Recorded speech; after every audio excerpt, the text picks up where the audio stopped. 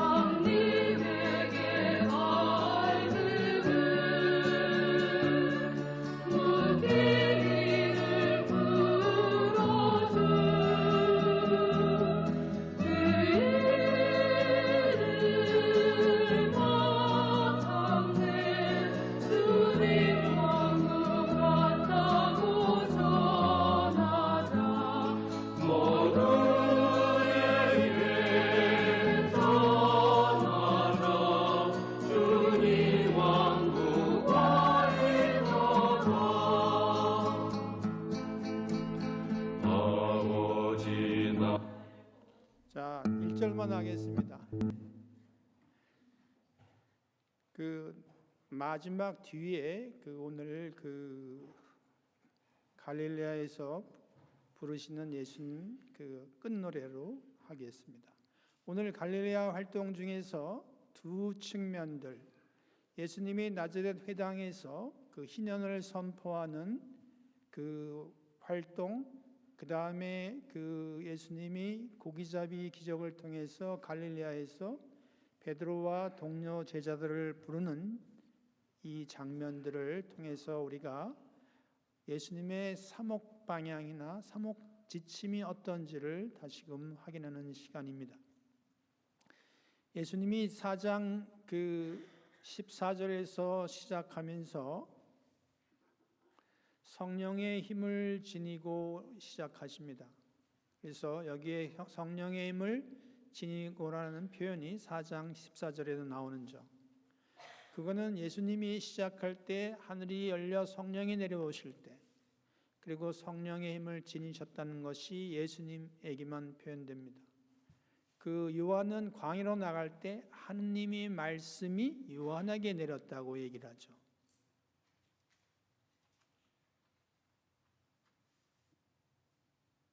자, 그래서 예수님께서는 비둘기 같은 모양의 형체로 그분이 내리고 성령으로 가득 차 이르던 강에서 돌아오시고 성령에 이끌려서 광야로 가시고 오늘 그 공생활을 시작하는 사목 활동을 시작하는 갈릴리아에 가면서 성령의 힘을 지니고 라는 표현이 있습니다. 그 예수님이 영적인 인물인 동시에 성령의 지배를 받는 것이 아니라 성령의 영적인 영역에서 활동하시고 성령의 권능을 자유로이 사용하는 분임을 우리에게 알려줍니다.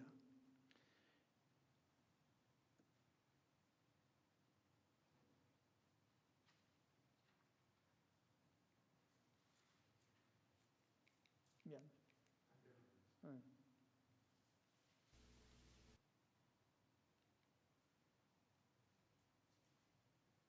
그래서 그 성령의 힘으로 그 권능을 함축하고 있고 예수님의 권위를 가르치는, 그리고 그분의 사명이 수행될 거라는 것들이, 그분의 소문이 그 주변에 모든 지방에 퍼졌다고 하는, 그 말은, 소문이라는 것은 사람들이 이제는 예수님의 맞을 준비가 되어 있다는 것을 얘기합니다.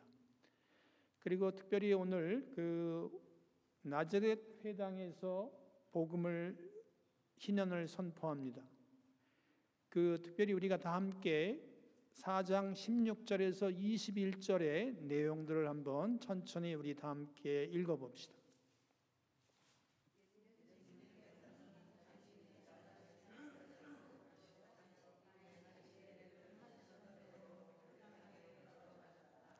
그리고 성경을 봉독하라고 일어서시자 이사의 연서의 두리마리가 그분에게 건네졌다. 그분께서는 두리마리를 펴시고 이러한 말씀이 기록한 부분을 찾으셨다. 주님께서 나에게 기름을 부어주시어 유명이 내 위에 내리셨다. 주님께서 나를 보내시어 가난한 이들에게 기쁜 소식을 전하고 잡혀간 이들에게 해방을 선포하며 눈먼 이들을 다시 보게 하고 억압받던 이들을 해방시켜 내보내시며 주님의 은혜로 내를 선포하게 하셨다. 예수님께서 두루마리를 말아 시중 드는 이에게 돌려주시고 자리에 앉으시니 회당에 있던 모든 사람의 눈이 예수님을 주시하였다. 예수님께서도 그들에게 말씀하시기 시작하였다. 오늘 이 성경 말씀이 너희가 듣는 가운데 이루어졌다. 여기까지만 읽으세요. 이 회당에 예수님께서 주이시 유대인이면 늘 회당에 방문하죠. 매주 안식일에. 근데 예수님께서 회당에 이런 방식으로 말씀하시는 건 처음이에요. 그리고 예수님께서 이사야 9절을 읽은 다음에 오늘 이 성경 말씀이 이루어졌다고 선언합니다. 현장에 있던 사람들은 첫 반응이 환희와 놀라움이었지만 조금씩 지나면서 예수님에 대한 적대감, 특히 오늘 성경 말씀이 여기서 이루어졌다는 것, 그 이야기는 나자렛 사람들은 자신 가운데 한 사람으로서 어린 시절부터 어떻게 자랐는지를 잘 알고 있죠. 그런 사람이 어떤 권위를 가지고 자신의 삶에 관해서 이야기했다는 점을 받아들이지를 못합니다. 그럼에도 불구하고 예수님은 은총의 해, 곧 모든 그 압제의 종말을 선포합니다. 사람들은 그 각자 자신의 마음을 바꾸어야 했지만 나자렛 주민들은 예수님께서 전하는 복음이 자기 삶의 권위를 지니고 있다는 사실을 거부합니다. 그러면은 분위기야 그렇지만 우리가 회당에서 전례 순서를 좀 알아야 되는데, 우리 대부분 개신교에 있는 사람이나 아니면 밖에 있는 사람들이 성당에 오면은 그 순서를 잘 몰라서 헷갈리는 사람이 많이 있잖아요. 그 회당의 안식일에 그 예배가 성립되려면은 최소한 남자 10명이 있어야 됩니다. 10명이 이상이 돼야지 그 안식일을 지낼 수가 있어요. 그래서 회당장이 주관하는데 먼저 시편 찬송을 하고, 그 다음에 우리가 2주 전에 했던 쉐마를 읽습니다. 그게 신명기 6장 4절에 9절이 포함되는 것. 그 다음에 기도문 암송, 그 키두시라는 건 18조의 축복 기도문을 읽고 토라, 또 예언서의 일부를 봉독하고 여기서 그 강론을 합니다. 오늘 예수님이 한 거는 이 부분, 그 강론을 하시는 겁니다. 그리고 마지막으로는 회당장의 축복이 있는 순으로 진행됐습니다. 그래서 그분이 찾으셨다는 것은 예수님이 그 봉독할 성경 대목을 선택하고 이 봉독에서 예수님 자신의 사명의 의도를 밝혔기 때문에 나자렛 회당에 있는 많은 사람들이 놀랬지만 한편으로는 의아해하고 한편으로는 좀 배척하기 시작하는 것이죠. 그래서 여기에 이 당시에 그 읽기에 뭐 어떤 걸 우리 전례 순서에 따라 제1독서, 제2독서 화답성이 달라지는 그 순서에 있는 것이 아니라 그 회당 예배에서는 그 히브리 성경 한 절에서 세 절 단위로 해서 서서 봉독했습니다. 그래서 예수님이 일어서서라는 표현이 있었고, 그리고 그것은 보통 그 히브리 말로 하지만 아람어 그 지방 말인 아람어로 통역을 해서 하기도 합니다. 그 성경을 그 봉독한 다음에 회당에 모인 사람들에게 성경을 해설해 주도록 어떤 사람이 초빙되는 거죠. 바로 예수님이 초빙돼서 하는 내용들입니다. 그래서 16절에 예수님이 일어섰다는 것은 분명히 예수님께서 성경 본문에 대한 해설할 기회가 주어졌다는 것을 의미합니다.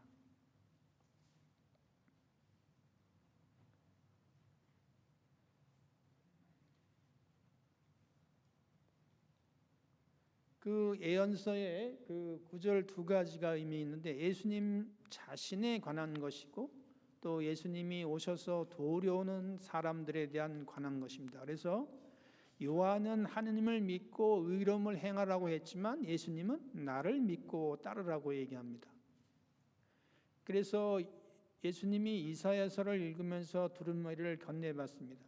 그래서 예수님이 가르치고자 하는 구절이 기록된 것을 찾아서 아마도 이사야 예언서의 글을 읽으려고 선택했을 것입니다. 그래서 예수님은 자신이 가르치는 곳을 찾았다고 표현합니다.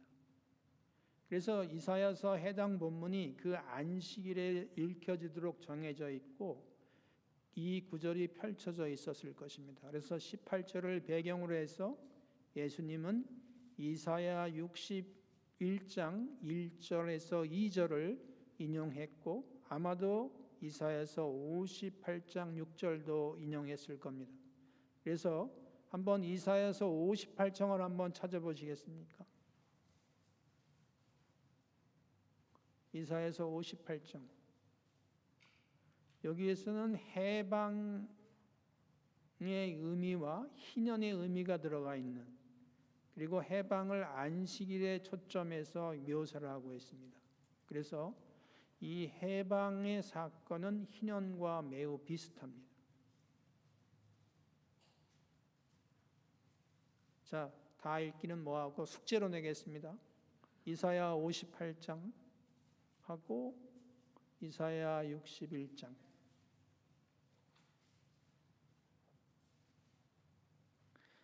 자, 이제 그 이사야서에 나오고 오늘 그 희년을 선포하면서 이사야서의 비슷한 내용들을 얘기하는데 네 가지 상징의 표현이 있습니다. 가난한 자, 포로, 눈먼 자, 억눌린 사람, 이런 사람들은 죄의 치명적인 결과로 나타난다고 얘기합니다.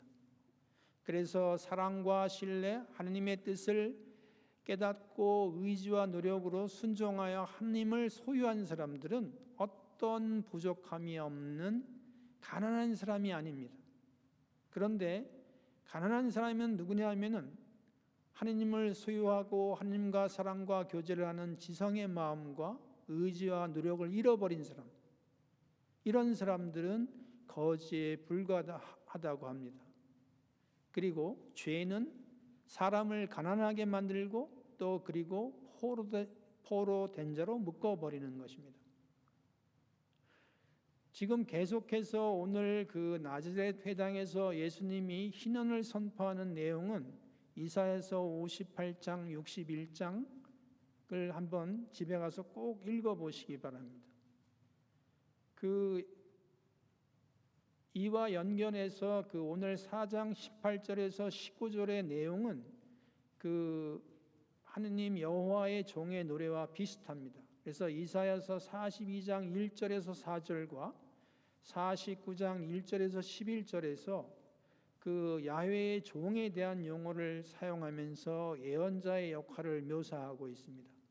그래서 이사야서 61장에 묘사된 인물은 하느님의 구원에 대한 메시지를 포로된 사람들에게 전달해 줍니다. 그래서 구원에 대한 이미지는 희년에 대한 묘사와 평행을 이루고 50년이 될 때마다 모든 빚이 청산이 됩니다. 그리고 종들은 자유를 누리게 되는 게 이 희년이 갖고 있는 바로 그런 의미입니다. 그래서 죄의 사함과 영적인 해방을 의미하는 것이 바로 나자렛 회당에서 예수님이 희년을 선포하는 겁니다. 그래서 예수님의 메시지 안에서는 죄의 사함과 영적인 해방이 주로 내용을 갖고 있는 것입니다. 그렇다면 죄의 노예는 무엇인가? 이 죄의 노예는 습관에서, 열정에 사로잡혀서 파괴적인 것, 그게 잘못된 습관이 죄의 노예를 만든다는 것이죠. 그래서 우리가 습관보다는 중독이 그래서 중독은 끊으려야 끊을 수 없는 죄의 사슬이라고 얘기합니다. 그래서 죄는 눈을 멀게 하고 완고함과 자존심이라는 안개를 우리 눈에 씌워서 아무것도 보이지 않게 하는 것이죠. 그래서 죄는 이 모든 것을 황폐하게 만든 다음 우리에게 망상의 잔을 줍니다. 이때 우리는 이 잔을 주는 멸망도 모른 채 그 잔을 마시는 것이죠. 그래서 죄의 속임은 죄의 비극적인 결과를 만든 만큼이나 무서운 것입니다. 그러면은 성서에 말하는 가난한 사람이 무엇인가? 가난한 사람은 긍정적으로 잘 반응하는 사람이고 하느님께 마음이 열려 있는 사람이고, 그렇지만은 예수님의 메시지와 모든 은총이 가난한 사람에게 공짜로 주어지는 건 아닙니다. 가난한 사람들이 예수님께 올바로 반응하고 응답해야지만 예수님의 메시지를 깨닫고 은혜로운 선물을 받을 수 있다는 것입니다. 예수님이 전하고자 하는 기쁜 소식은 선포이자 초대이기 때문입니다.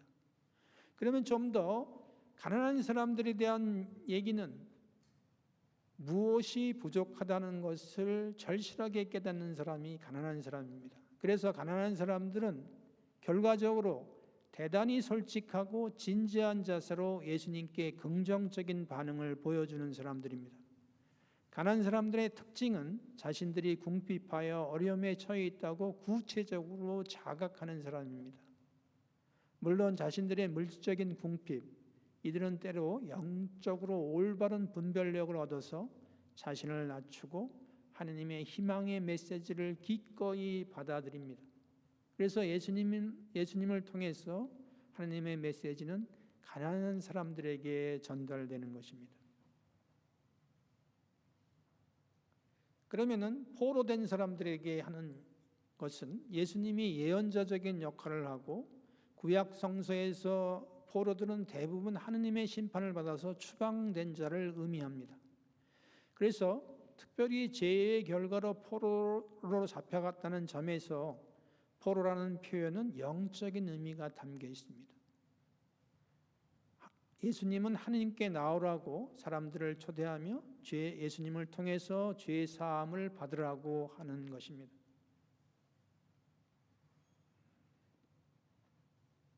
눈먼 사람들을 다시게 보게 한다는 것은 단지 장애인에게 사물을 제대로 볼 수 있게 하는 것은 기적이고, 또 빛과 어둠과 관련된 이미지에서 영적인 의미도 관련되어 있습니다.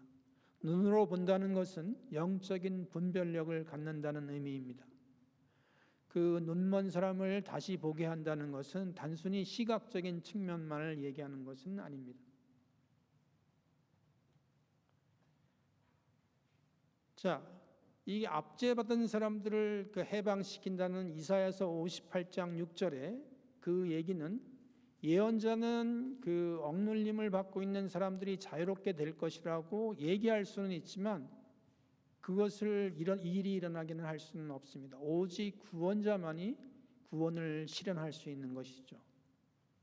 그래서 압제받는 자를 자유롭게 한다는 표현은 예수님의 활동을 메시아적인 측면에서 증거하는 것입니다. 그리고 예수님의 역할은 구원에 대한 선포를 할 뿐만 아니라 마침내 사람들을 자유롭게 해줄 것이라는 그 언약이기도 합니다. 이렇게 예수님의 사명을 이렇게 묘사하는 것은 예수님이 종말론적인 예언자이며 메시아라는 것입니다. 이사야서에서 묘사된 구원이 포괄적인 특성을 지니고 있기 때문에 유대교에서의 희년은 하느님의 새 시대가 다가오는 것으로 해석하고 있습니다. 그래서 이 희년 사상과 비유하면서 우리가 루카복음 4장 19절은 예수님이 제사함과 구원을 베푼다는 것을 암시하고 있습니다. 이것은 이사야서 61장 1절에서 2절 예언자가 이사야가 의도했던 것과 마찬가지의 표현을 쓰고 있는 것입니다. 그래서 우리 6주 전에 우리 부지움 신부님이 강의했던 이사야서가 특히 오늘 나자렛 회당에서 예수님이 희년을 선포하는 데 굉장한 연관이 있습니다. 그리고 이 복음의 가장 중요한 사상이 오늘 예수님의 첫 사목 활동을 시작하면서 나자렛 회당에서 선포를 하면서 시작했기 때문입니다.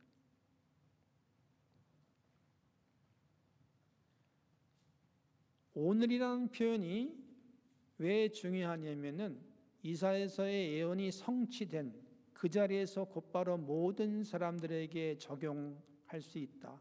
바로 그 순간이 구원을 받을 수 있는 기회가 된다고 강조하고 있습니다. 그래서 오늘, 지금, 오직 지금만을 의미하지 않고 오히려 특정한 시대에 한정되지 않는 지금을 의미하는 겁니다. 그래서 예수님을 통해서 희망은 오늘이 현실이 될 수 있습니다. 하느님의 약속이 성취될 것을 받아들이고 있고 또 삶을 변화시키는 결정을 내릴 수 있는 바로 지금이라는 시간 개념을 가르치고 있는 것입니다. 그래서 오늘 여기서 성취되었다는 것은 이사야 예언서에 약속된 이 분명히 성취되었다는 것을 오늘 나자렛 회당에서 예수님이 강조하는 것입니다. 그래서 특별히 이사야서 61장에 예언된 하느님의 약속에 대해서 꼭 숙제로 읽어보시기 바랍니다. 그렇다면 오늘 우리가 눈여겨보아야 할 것은 예수님이 실패한 복음 선포자입니다. 예루살렘 회당에서 예수님이 실패했어요. 첫날 딱 준비 잘해가지고 딱 갔는데 시작은 잘했는데 반응들이 영 현찮은 거였어요. 그래서 현찮으면 괜찮은데 쫓겨나고 어떻게 돌멩이질에 죽을 뻔했잖아요. 벼랑에 떨어져서. 이렇게 예수님이 첫 번부터 실패를 경험합니다. 왜냐하면 자기 입장을 설득시키지 못하고 의사소통이 되지 않아서 서둘러 떠납니다. 이 공식적으로 첫 모습이 패배하고 군중들에게 쫓겨나고 대접도 못 받는 예수님이. 여러분, 예수님 상상을 이렇게 안 하죠. 이게 마르티니 추기경님이 이렇게 얘기한 거예요. 우리가 예수님은 복음을 전한 분이라고 생각하면은 정말 신비롭고 이상한 장면이죠.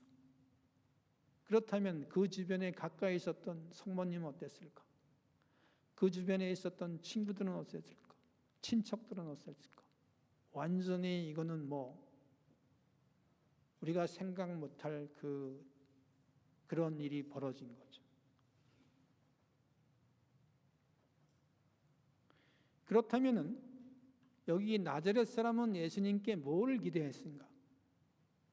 아니 이렇게 유명하다고 그러니까 어떻게 막 기대에 부풀어서 나자렛 회당이 많은 사람으로 북적였겠죠. 사람들의 기대를 채워주는, 예언자는 우리 동네 사람이다, 너는 우리 고장 사람이다, 너를 돕고 키워준 게 우리인데 뭔가 보답해야지, 그래서 기적을 행하라고 그러고 기대가 많이 큰 겁니다.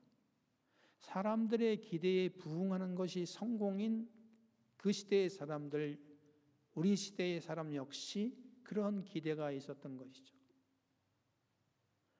예수님의 어떤 메시지의 능력과 그 핵심 내용은 사람들한테 인정을 받습니다. 어떤 사람들이 모두 예수님의 입에서 나오는 은혜로운 말에 놀랐습니다. 그래서 그의 입에 나오는 말들, 물론 이것은 신명기 8장 3절에서 유래합니다. 그렇지만 22절의 언급은 예수님의 말은 하느님의 말씀으로 해석할 수 있습니다. 모두 그분을 좋게 말하며 그분의 입에서 나오는 은총의 말씀에 놀라워하였다. 그런데 우리 이웃 사람이 어떻게 자신을 통해서 이사야 예언서의 예언을 성취할 수 있단 말인가 하면서 의심에 의심을 계속 갖기 시작하는 겁니다.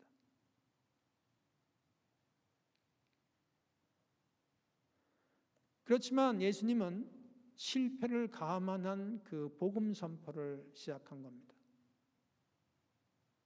그래서 예수님이 하시는 설교는 자유, 해방, 새로운 삶의 방식, 해방을 주는 하느님의 나라의 지속적인 현존임을 얘기하고, 예수님이 바로 해방을 주는 메시지는 바로 나다, 예수님 자신이라고 선언합니다. 이 메시지는 어떤 면에서 설교라기보다는 차라리 메시지를 전달하는 메시지 전달자에 대한 설교라고 할 수 있죠. 그러니까 이것이 나자렛 사람들한테는 굉장한 반감을 일으킨 것이죠. 예수님은 고향 사람들에게 자신이 매우 중요한 인물이라는 것을 믿으라고 요구하는 것입니다. 그러나 예수님이 매우 중요한 인물이라는 것을 스스로 입증하기 전까지는 사람들이 믿기를 머뭇거리고 믿지 않습니다. 그래서 나자렛 동네와 다른 곳 사이에 시기심이 작용했고, 왜냐하면 속담을 인용한 다음에 나자렛 사람들은 곧바로 가파르나움에서 향한 모든 나자렛과 똑같이 하라고 요구합니다. 그래서 결국은 예수님이 이 복음 선포의 시작을 실패로 하지만, 그 주님께서 우리가 주님을 모시고 무엇이 되라고 주님의 자유로움에 참여하고 주님의 사명을 나누라고 부릅니다. 그러면 무엇을 할까? 무엇을 말해야 할까? 어떤 성과를 거둬야 할까? 걱정하기에 앞서서 주님과 함께하고 주님의 사명에 참여하고 주님의 자유를 지녀야 합니다.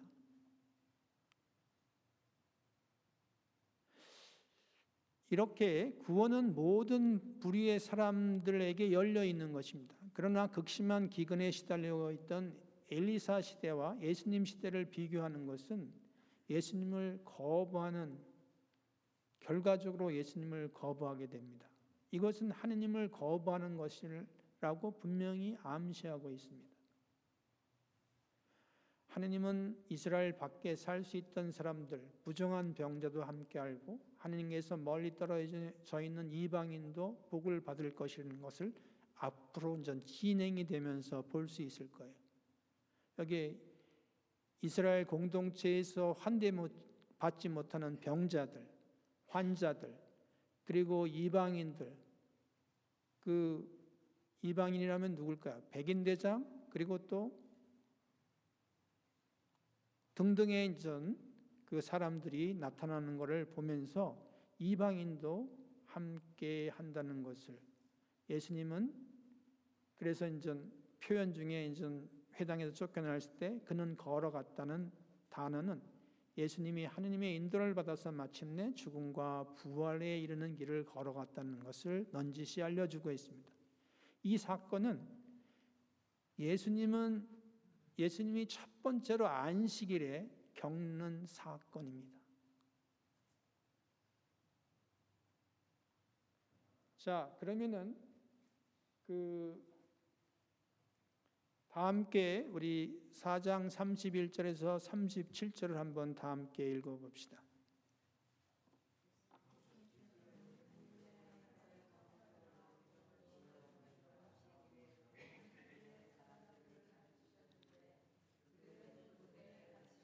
놀림 없이 놀랐다. 그분의 말씀에 권위가 있었기 때문이다. 마침 그 회당에 더러운 마귀의 영이 들린 사람이 있었는데 그가 크게 소리를 질렀다. 당신께서 저희와 무슨 상관이 있습니까? 저희를 멸망시키러 오셨습니까? 저는 당신이 누구인지 압니다. 당신은 하느님의 거룩한 분이십니다.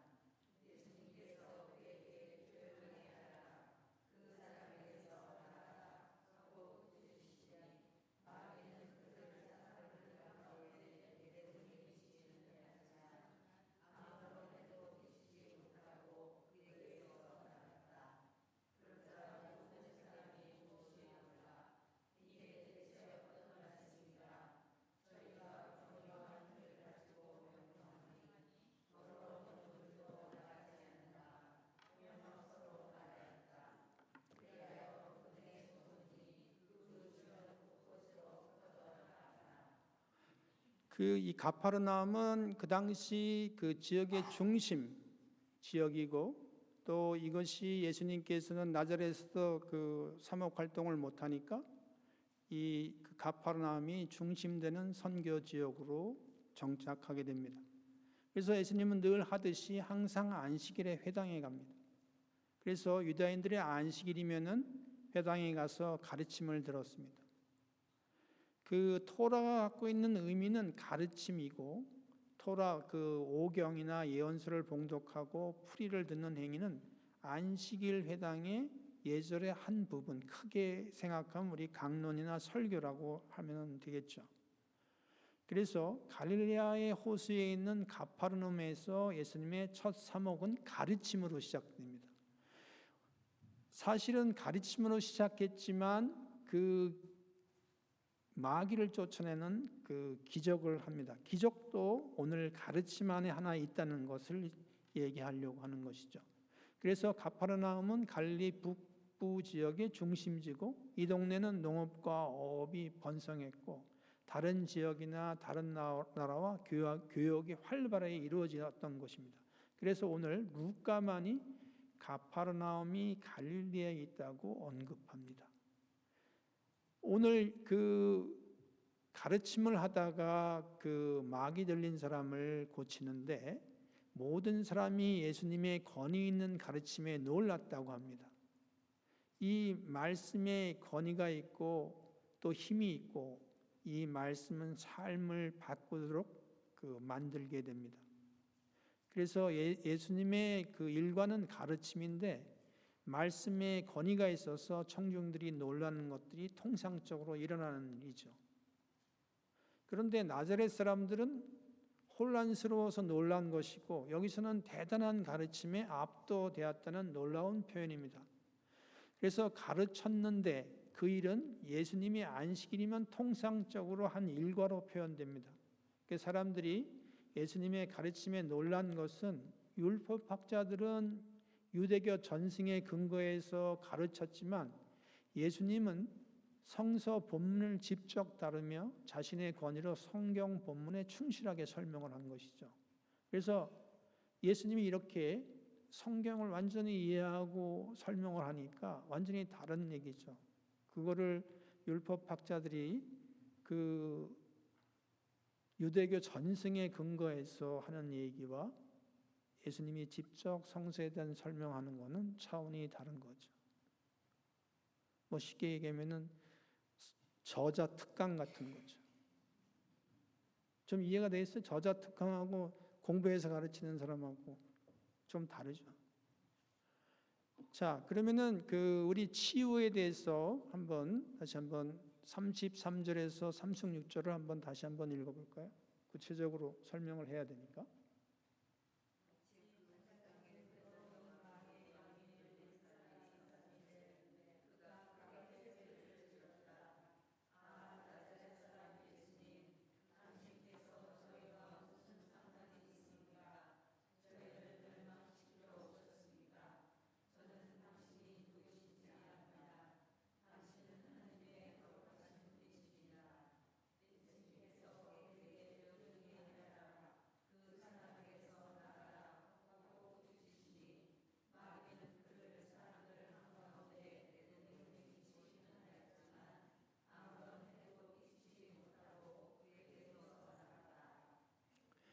여기서 그 예수님은 마귀의 영을 상대로 싸우러 온 게 아니라 사람을 해방시키고 죄에서 해방시키고 압제에서 해방시키고 눈을 뜨게 하고 그 구원을 하러 오신 것이죠. 그래서 사람을 사로잡고 있는 그 마귀의 영이 쫓겨나고 멸망하는 것은 당연한 순서이고, 그래서 모든 사람이 놀랐다는 것은 이것은 감탄뿐만 아니라 특히 종교적인 두려움, 즉 경외심까지 들어있는 상태입니다. 그래서 여기에서 불쌍한 인간을 위한 예수님의 능력의 말씀이 신성한 것을 보존하는 데 사용한다고, 그래서 잠잠하고 입을 다물라고 하는 그 표현을 쓰는 것입니다.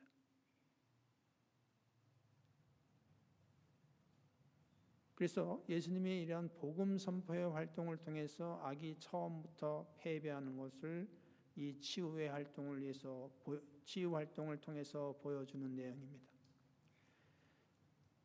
그래서 이 가르침 중에 귀신을 쫓아냅니다. 여기서 그 기적 중에 4가지 기적이 있는데 마귀를 쫓아내는 거, 병을 고치는 거, 죽음에서 다시 소생시키는 거, 그리고 자연 기적, 풍랑을 잠재운다든가 뭐 등등 그런 것들이 어떤 4가지 기적인데, 이러한 4가지 기적의 권위와 능력은 그 예수님께서 그 성령으로 기름 부음을 받은 근거로, 또 나자렛 예수뿐만 아니라 하느님의 거룩한 자로 인식되고 있기 때문입니다. 그래서 여기서 대체 어떤 말씀인가 라는 말씀은 가르침을 묘사하고, 예수님의 첫 번째 기적은 귀신을 쫓아내는 기적이고 첫 번째 기적을 행사하는 것은 남자한테 했습니다. 그래서 조금 우리 그 다른 복음을 살펴보면은 마르코 복음은 귀신이 이 사람에게서 경련을 일어나게 하면서 큰 소리를 지르며 떠나갔다고 하고, 루카는 공적인 특성을 강조해서 귀신은 떠나갔지만 이 사람은 상처를 입지 않았다고 하고, 그 하나님의 능력이 악의 세력을 이기는 것이며 하나님은 예수님을 통해서 자신의 능력을 드러내고 있는 것을 보여줍니다. 그래서 이게 대체 어떤 말씀인가? 이 사건은 말씀의 가르침으로 묘사되는 겁니다. 왜냐하면 행위를 통해서 가르침이 있었기 때문이죠. 예수님에 대한 소문은 널리 퍼지고 안식일에 회당에서 귀신을 쫓아내는 기적을 일으킨 것은 예수님의 기적 사건의 첫 번째 시작일 것입니다.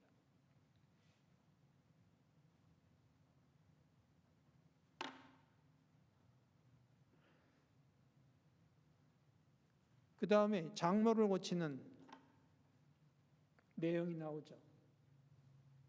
시몬의 장모를 고치는 이 장면은 예수님의 어떤 권위와 능력을 나타내고 있는데, 여기서 앞선 가파르나움의 치유하고는 좀 다르게 명시적으로 귀신하고 관련이 있지 않은 악에 대한 권위와 능력을 얘기하고 있습니다. 예수님의 전능한 말씀의 능력으로만 그녀를 치유합니다. 첫 번째 기적은 남자였고 두 번째 기적은 시몬의 장모인 여자입니다. 그래서 마르코 복음은 열병으로 누워 있어서 달리 심한 열에 시달리고 있다고 표현합니다. 열이 가셨다로 그녀를 떠났다고도 표현합니다. 열병을 의인화해서 떠나는 것으로 묘사하기 때문에 마귀의 영이 떠나는 구마의 표현과 같습니다.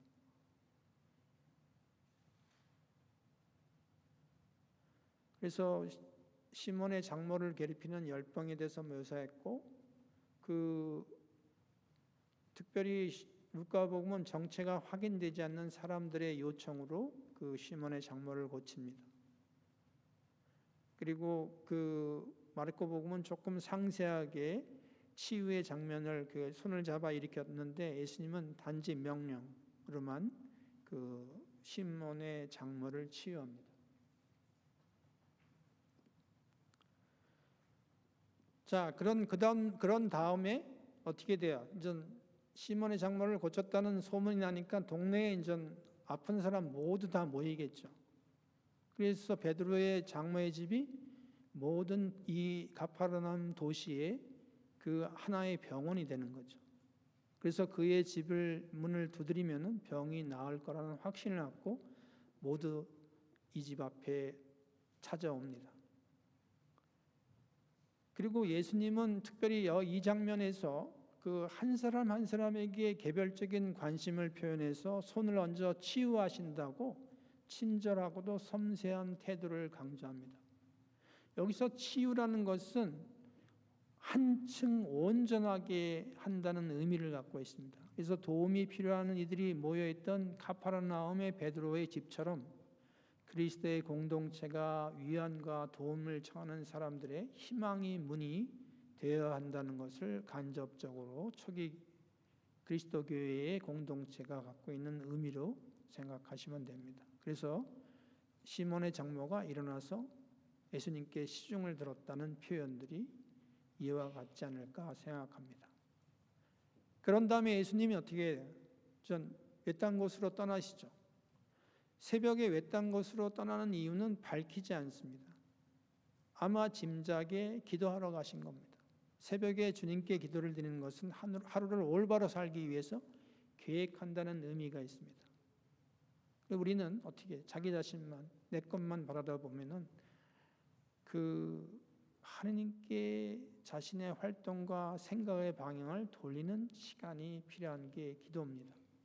그래서 신명기에 그 항상 떠날 때나 들어올 때 하느님의 축복을 기도하죠. 신명기 28장 6절에. 그래서 외딴 곳에 떠날 때 마찬가지로 하느님의 축복을 청하는 기도를 했을 거라고 생각합니다.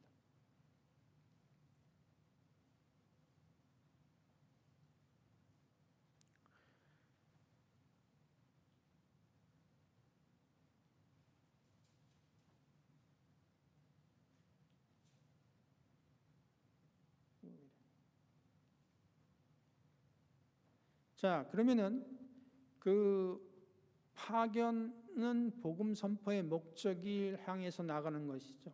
그 복음의 그 시작은 어떠한 제한과 한계를 넘어서는 보편적인 메시지로 하느님의 사랑에는 제한과 한계가 없다는 걸 얘기합니다. 그래서 처음으로 43절에 하느님 나라를 처음 언급하고 있습니다. 우리 한번 43절을 한번 찾아보세요.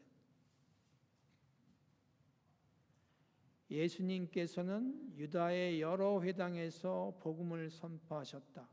그래서 예수님의 파견된 목적은 복음 선포입니다.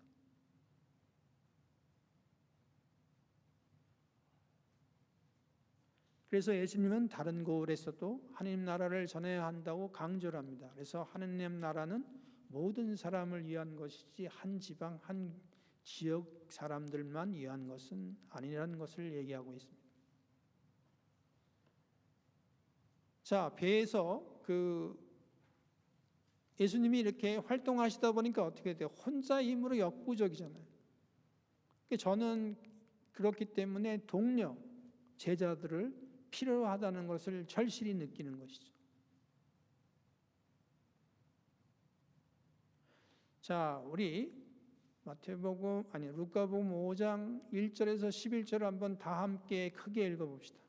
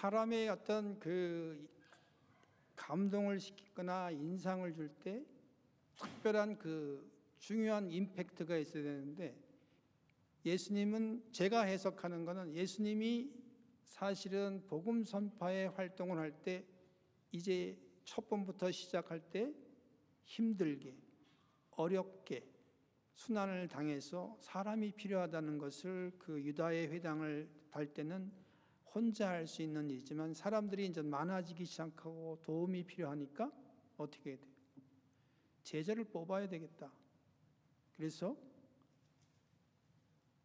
오늘 베드로를 그 어쩌면 뽑으려고 제자들 가운데 베드로의 초점을 두고 부르심을 시작하는 겁니다. 그래서 밤새 전문 어부인데 잡지 못했는데 그물을 던지라고 하니까 순순히 응하죠. 그러니까 자꾸 나와 보니까 이게 자기 삶에서는 일어나지 않는 거니까 이게 다른 분이구나. 그래서 자기가 하나님의 그 다른 어떤 체험을 하게, 개인적인 내적인 체험을 통해서 그 예수님을 인정하는 그러한 그 모습을 성서에서 보여주는 거죠. 그러니까 그 예수님이 이게 혼자 할 수 있는 복음 선포가 아니라는 것. 그래서 앞으로 사람을 불러 드리는 일을 하게 되는 거죠. 그래서 베드로의 집이 아까 시몬 장모의 집이 사람들이 모였던 것처럼 그 동료들, 그런 사람의 베드로를 선택하기 시작하면서 그 예수님이 이제는 활동을 시작할 수 있는 동료, 제자들, 친구, 동역자들을 함께 모으는 거죠. 그래서 예수님의 이런 고귀한 부르심을 받자 베드로뿐만 아니라 그의 동료들도 함께 생계를 포기하고 예수님을 따라 나가는 동반자가 되는 장면이 베드로의 초대입니다. 그런데 여기에서 전 베드로의 어떤 초대를 통해서 베드로가 어떻게 그 짧은 시간에 예수님께 따르게 됐는가? 그거는 결국은 자신 사이의 그 미묘한 긴장, 또 어떤 면에서 시도해 보려는 노력들, 믿는 신뢰가 걸린 그 시련을 이겨내는 순간이 있었기 때문입니다. 그러니까 자기 자신하고도 싸우는 거죠. 내가 그래도 왕년에 평생을 어부를 했는데 비록 사소한 정황이지만 내가 예수님의 말을 듣고 한번 결단과 용기를 내서 한번 해보자. 그러니까 다시 말하면 완전한과 확고한 길을 떠나서 새롭게 되는 새로운 초대에 대해서 즉각적인 응답을 통해서 베드로가 이렇게 예수님을 따르는 제자의 부르심에 동참하는 모습을 보여주는 겁니다. 그렇다면 베드로의 고백은 어디서 오는가? 일종의 내면을 들여보는 그 속에서 어떤 각성이 나오는 거겠죠. 그러니까 그 참 깨달음은 어떤 참회에서 오는 것인데, 이것은 어떤 면에서 세 가지로 얘기할 수 있는데, 첫 번째는 하느님의 임재, 하느님의 어떤 대리인을 통해서 어떤 큰 그 경험을 할 때 사람들이 모두 몹시 놀라는 반응을 보입니다.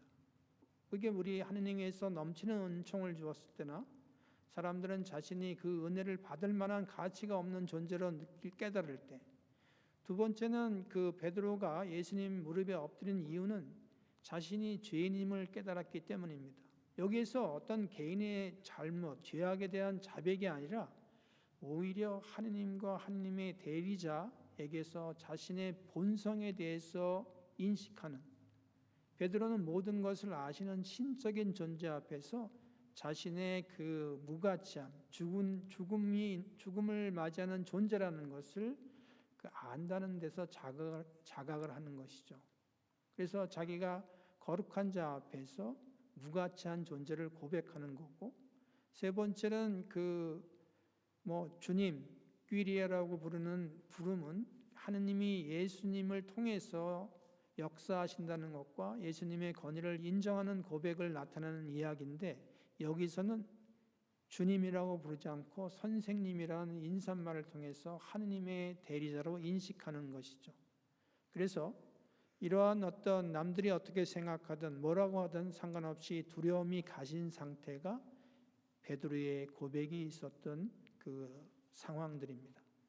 그렇다면 우리가 예수님과 베드로의 만남이 있었기 때문에 다시 한번 우리는 추론을 할 수 있죠. 이 베드로의 고백이 나오기 전까지 임의로 예수님이 베드로의 배에 오른 것은 그의 집에 묵었었고 장모도 치료해 줬고 이런 것들이 자연스럽게 베드로의 배에 올라탈 수 있는 거고, 그리고 가파르나움에서 시몬은 알게 모르게 예수님의 말씀에 심취되어서 그분에게 호의로 대접할 수도 있었지 않았나. 그리고 가파르나움 그의 집에서 해질 무렵에 찾아온 많은 사람들을 예수님이 치유했고, 또 여기 호수에서는 시몬의 배에 앉아서 군중을 가르치는 모습에서 예수님과 베드로의 만남이 자연스러운 것이었다. 그리고 예수님께서 왜 시몬은 예수님께서 군중과의 관계를 맺는 주변에서 협조하는 사람으로 비춰졌기 때문에 베드로를 선택한 거 아닌가 생각합니다. 이 베드로라는 어떤 지칭에 무릎 앞에 엎드려라는 표현은 신적인 현존을 감지한 사람의 태도입니다. 이것은 그 이사야서 6장 5절의 그 한 구절에 나오는 것을 아마 인용했을 겁니다.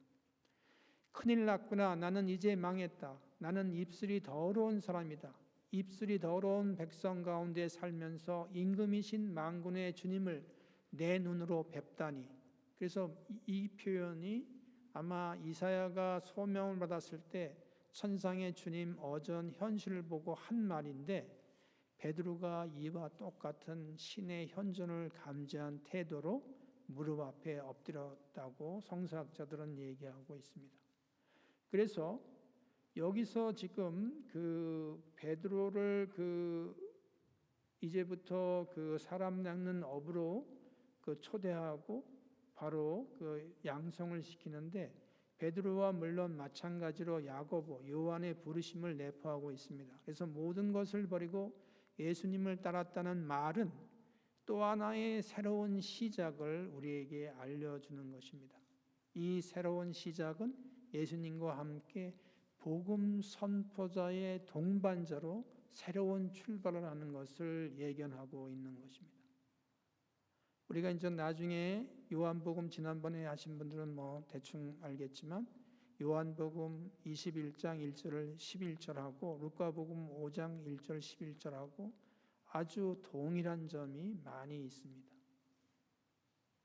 자, 그 마지막으로 우리 성가 하나 부르고, 오늘 예수님이 갈릴리아 호숫가에서 고기를 잡으면서 그 가시는 모습에서 예수님의 우리 다 제자가 되는 의미에서 우리 성가책이 아니라 그 새로운 성가책이 있습니다.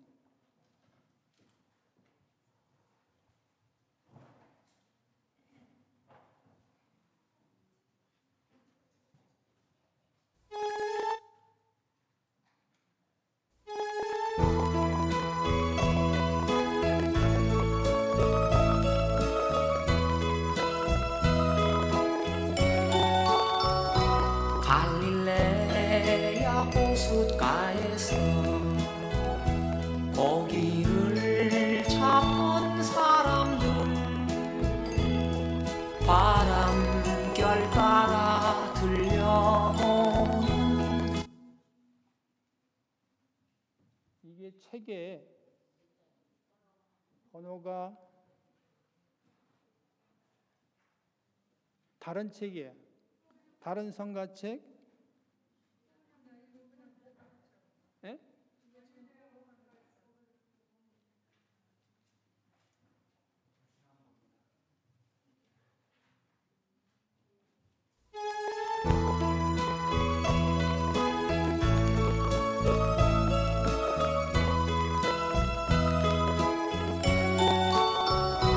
갈릴레아 호숫가에서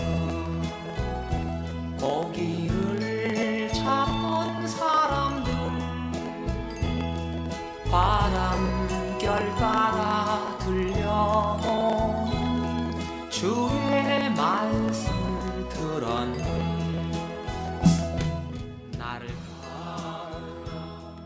나를 따르라 그 그물을 버리고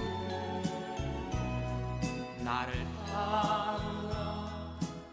따르라 그 그물을 버리고 이제 너희가 사람을 낳는 어우 되게 하리라. 이제 너희가 사람을 낳는 어우 되게 하리라.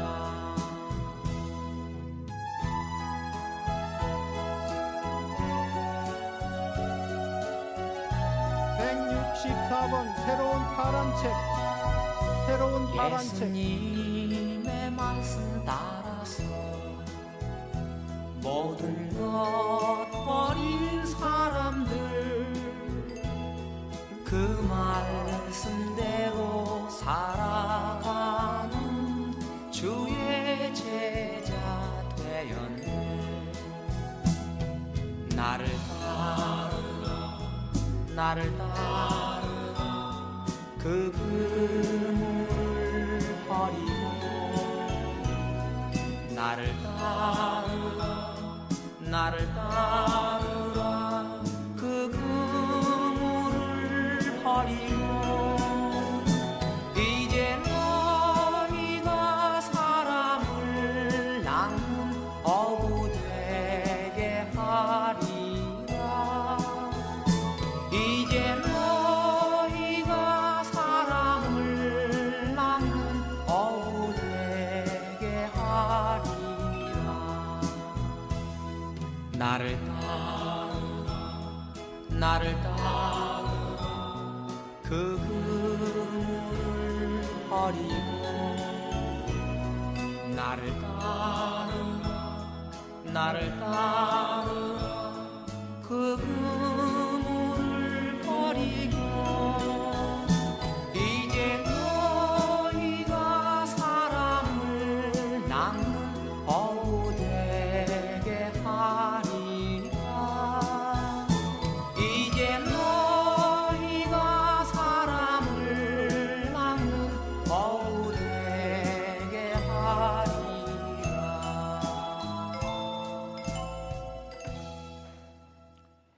영광이 성부와 성자와 성령께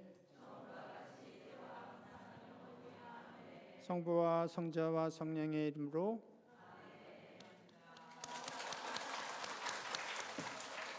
밤길 조심해서 가세요. 예, 수고했습니다.